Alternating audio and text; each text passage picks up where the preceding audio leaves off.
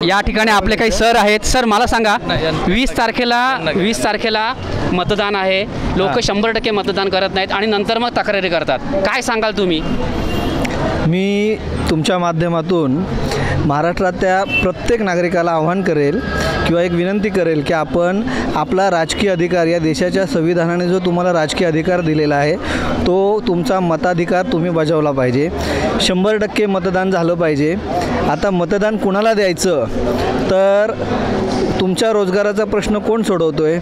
कारण आपण सर्व लोकांची अन्न, वस्त्र, निवारा, आरोग्य आणि शिक्षण ह्या मूलभूत गरजा आहेत. या मूलभूत गरजावर कोणी काम केलेलं आहे आणि कोण करू शकतो, या दृष्टीने आपण प्रत्येकानं विचार केला पाहिजे. आज बेरोजगारीचं प्रमाण वाढत आहे, आर्थिक विषमता निर्माण झालेली आहे, गरीब होत चाललेला आहे, श्रीमंत होत चाललेला आहे. म्हणजे एका बाजूला भांडवलदार कोट्यावधी रुपये उकळतो आहे, तर या दुसऱ्या बाजूला 100 रुपयाची सुद्धा मारामारी आहे.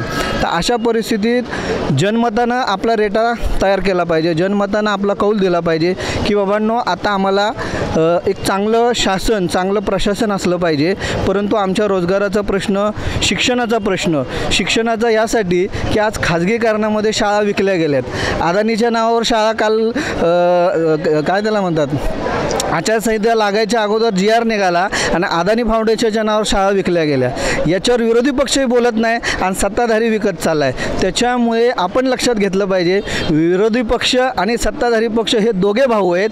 आपण दोघे भाऊ 4 आण्याचे चणे 10 रुपयाला विकून खाऊ अशी परिस्थिती आहे. त्यामुळे राज्यातल्या जनतेनं तिसरा पर्याय निर्माण करावा, तिसऱ्या पर्यायाचा शोध घ्यावा की आमच्या मुलांचं शिक्षण कोण करणार आहे, आमच्या मुलांचं जे भवितव्य कोण घडवणार आहे, महागाईवर कोण बोलणार आहे, महागाई आटोक्यात कोण आणणार आहे आणि प्रामाणिकपणे या देशाची सत्ता, या राज्याच्या सत्तेमध्ये आम्हाला अन्न, वस्त्र, निवारा, आरोग्य आणि शिक्षण कोण देणार आहे, या दृष्टीने प्रत्येकानं विचार करावा. कारण आता खाजगीकरणात आरक्षण गेलं, त्यामुळे जो सर्वसामान्य वर्ग आहे त्याचा आरक्षण भांडवलशाहीमध्ये आरक्षण भेटणार नाही.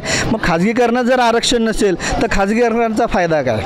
त्यामुळे प्रत्येकानं ही गोष्ट आता लक्षात घेतली पाहिजे. मतदानाला प्रत्येकानं जावं अशी परत कळकळीची विनंती आहे. परंतु महाविकास आघाडी का युती असा जर प्रश्न निर्माण झाला किंवा तुमच्या मनात संभ्रम असेल तर तिसरा पर्याय तुम्ही स्वतः निर्माण करा, स्वतः त्यावर विचार करा. कारण आम्हाला आरक्षण, संरक्षण, न्याय, सामाजिक न्याय, हक्क, अधिकार आणि रोजगार हा आमच्यासाठी महत्त्वाचा विषय आहे. या दादांनी अतिशय मार्मिकपणे विश्लेषण केलेलं आहे आणि सगळे प्रश्न जे अडलेले आहेत त्याविषयी त्यांनी अतिशय उत्तम आणि नियोजनपूर्वक असं भाष्य केलेलं आहे. तर दादांना मला एक प्रश्न असा विचारायचा आहे की लोकांनी एखाद्याला निवडून दिलं तर तो प्रामाणिक राहील की नाही याची आज शाश्वती नाही आहे. विकास तर खुंटलेला आहे, विकासाकडे लक्ष नसतं, भ्रष्टाचार वाढलेला आहे, अनेक प्रश्न प्रलंबित आहेत. तर हे जे प्रतारणा करतात मतदारांशी, तर अशा उमेदवारांना किंवा अशा लोकप्रतिनिधींना आपण काय सांगाल त्यांच्याविषयी? नाही, लोकप्रतिनिधी हा आपण जनमतातून जातो. ज्यावेळेस आपण पाहतोय की लोकप्रतिनिधींची परिस्थिती अशी आहे, आज अडाणी किंवा 10वी-12वी फेल झालेल्या व्यक्तीला जर लोकप्रतिनिधी म्हणून आपण निवडून देतो तर त्याच्याकडून आपण चांगल्या प्रशासनाची किंवा शासनाची काय आपण अपेक्षा करू शकतो? त्यामुळे जोपर्यंत ह्या देशामध्ये मतदार प्रशिक्षित होत नाही तो प्रशिक्षित लोकप्रतिनिधी निवडून देऊ शकत नाही. आज आपल्या देशात काय परिस्थिती आहे, नागरिकशास्त्र 25 मार्काचं आहे, आपण ऑप्शनलाच टाकतो. अरे आपल्याला नागरिकशास्त्रच जर कळत नसेल तर देशाचं संविधान कळणार कधी? आणि देशाचा जो मूलभूत विषय संविधान हे जर आम्हाला कळत नसेल तर आम्ही प्रामाणिकपणे आणि प्रशिक्षित मतदार जर होत नसेल तर आम्ही प्रशिक्षित आमदार, खासदार निवडून कधी देणार? आणि यासाठी जोपर्यंत आपण प्रशिक्षित होत नाही तोपर्यंत प्रशिक्षित लोकप्रतिनिधी, प्रशिक्षित आमदार, खासदार निवडून येऊ शकत नाहीत. आज जे काही होतं आहे ते काय त्याला म्हणतात, म्हणजे ती भाषाशैली वापरू शकत नाही अशी परिस्थिती की 10वी-12वीचा आमदार होतो, ज्याला शिक्षणाचा गंध नाही तो शिक्षण मंत्री होतो. मग एखादा शिक्षण तज्ज्ञ शिक्षण मंत्री होईल, एखादा चांगला MSW समाज कल्याण मंत्री होईल, एखादा डॉक्टर तो आरोग्य मंत्री होईल. ही परिस्थिती जर निर्माण करायची असेल तर सगळ्यात प्रथम मतदारानं मतदान का करायचं, आपल्या मताचा अधिकार का बजवायचा, त्यासाठी प्रशिक्षित असलं पाहिजे आणि त्या पद्धतीने त्यांना आपलं प्रतिनिधी निवडायला पाहिजे. आपण प्रत्येक गोष्ट निवडून पाहतो, हा कसा आहे, ते कसं आहे, ही वस्तू कशी आहे. मग आम्ही जो आमदार, जो लोकप्रतिनिधी निवडणार आहे तो कसा आहे, त्याचं चारित्र्य कसं आहे, त्याचं शिक्षण शिक्षण काय आहे आणि त्याच्या ज्या पक्षानं त्याला तिकीट दिलेले आहे त्या पक्षाची विचारधारा काय आहे, त्या पक्षाची विचारधारा या संविधानाच्या चौकटीत आहे का, त्या पक्षाची विचारधारा आम्हाला सामाजिक न्याय देणारी आहे का, त्या पक्षाची विचारधारा या देशाच्या विकासाला पुढे घेऊन जाणारी आहे का, असेल तर तो आमचा प्रतिनिधी आहे. पण आमचेच व्यवसाय उद्योग जर परक्या राज्यात जात असतील, दुसऱ्या भांडवलदाराकडे जात असेल, तर अशा पक्षाची विचारधारा आमची असू शकते का? हे सगळं सारासार विचार मतदारांना करावा आणि येणाऱ्या निवडणुकीला आपला राजकीय अधिकार, आपला मताचा अधिकार हा चोख बजवावा. सर, एक शेवटचा प्रश्न विचारून आपली मुलाखत थांबवतो. सुखांत अंतिम संस्कार या संस्थेने ही जनजागृती मोहीम हाती घेतलेली आहे. एक दोन शब्द सुखांतविषयी. नाही, सुखांतनी खूप चांगली आणि मार्मिक अशी जनजागृतीची ही भूमिका घेतलेली आहे.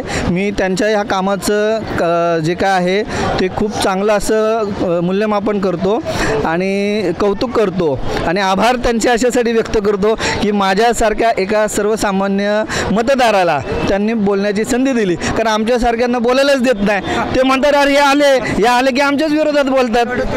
अशी परिस्थिती, हां, ते म्हणतात अरे हे शिकलेली, म्हणजे अशी परिस्थिती आहे की मी जर कुणा ठिकाणी गेलो तर समोरचा माणूस जरा थोडा वेळ 10 मिनटं का बाचकतो, अरे वो लोक आ गए, अरे वो आ गए.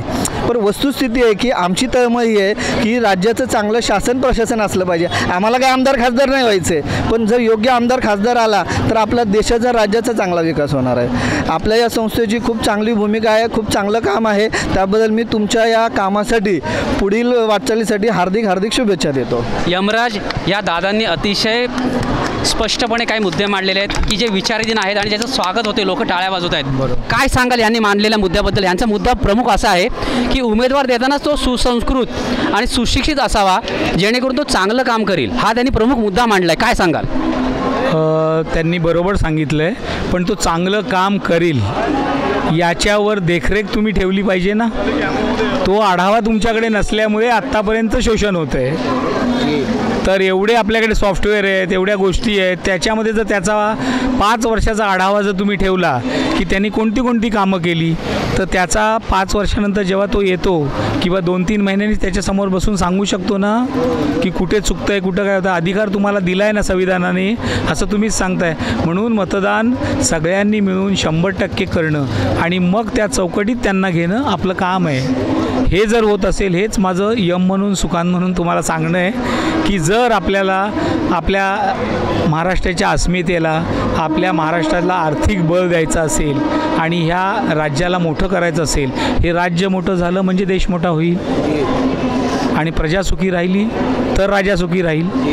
करेक्ट आहे. एक दुसऱ्याला बोलून आपल्याला तसं नाही. म्हणून आपण त्याकडे लक्ष देणं महत्त्वाचं आहे. त्याच्यासाठी पहिलं काम आपल्याकडे कुठलं आलं आहे? 20 नोव्हेंबरला सगळ्यांनी मिळून 100% मतदानाला सगळ्यांना उतरवायचं. म्हणजे ह्या वेळेला जर हा आकडा आपण 90-95च्या पार केला तर पहिली लढाई आपण जिंकलो. सर, हे झालं मतदानाविषयी. सुखांतने आणखीन एक त्याला जोड दिले दानाची. तर त्या संदर्भात आपण आवाहन काय कराल लोकांना? नाही, आव्हान म्हणजे ही चांगली गोष्ट आहे. मी स्वतः अवयवदानाविषयी अवेअरनेस कॅम्प केलेले आहेत.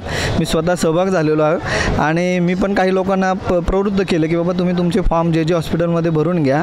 मी स्वतःसुद्धा भरलेला आहे. त्यामुळे ही चांगली संकल्पना आहे. कारण हे काही परत कुठल्याही इंडस्ट्रीमध्ये तयार होणार नाही आहे. आपले डोळे असतील, आपलं हृदय असेल, आपले जे काही ऑर्गन असतील, हे जर इतरांना आपल्या निधनानंतर त्याचा उपयोग होत असेल तर ही चांगली गोष्ट आहे.